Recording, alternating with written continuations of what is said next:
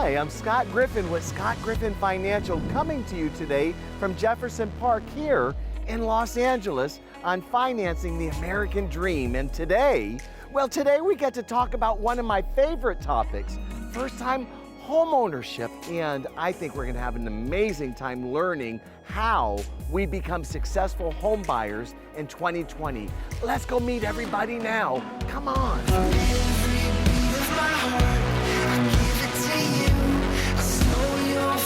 From a photograph, I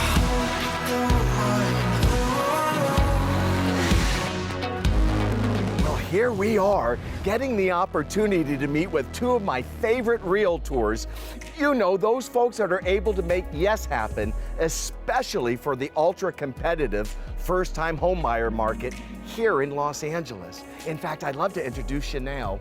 I've got Jason Anderson off to my right here with the Anderson team LA at eXp Realty, along with his business partner here, Ronnie Klein, also with the Anderson team in Los Angeles. And boy, as you can tell, we're not alone. We also got some of their awesome clients right here, and I'd love to introduce you to both Julian and Ashley that have created some incredible magic that we're gonna discover in today's episode.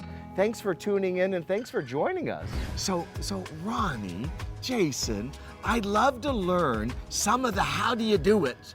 How do home buyers today in 2020, well, how do they get yes to happen? What would you recommend for them to do in kind of your strategy, that secret tool that allows your offers to win so often? Scott, one of our main strategies is to make sure the buyer is completely underwritten before they begin looking for their home. So everything is already done kind of in advance.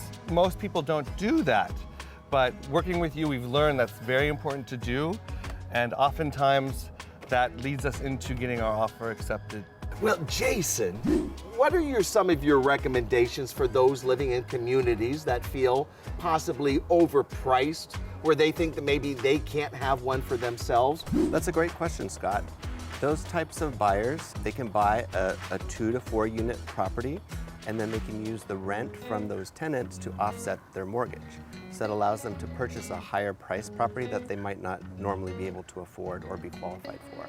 Julian, Ashley, I was remembering as we're sitting here our first day meeting together and some of the original ideas that you both were entertaining of how you were gonna make your home purchase here in Los Angeles. What would you tell yourself going back 5 years from now? That's a great question. I think my first advice would be, don't wait. You want to be surrounded by a team that wants you to succeed. And so that was the chase we tried to get with Ashley. We tried to find the people we want to partner with over those years, to rely on them, to have full communication and trust, and be able to have them tailor plan that would work for us. You know what I love? I love the memories that are floating through my mind right now, Ashley, as I'm remembering our initial visit.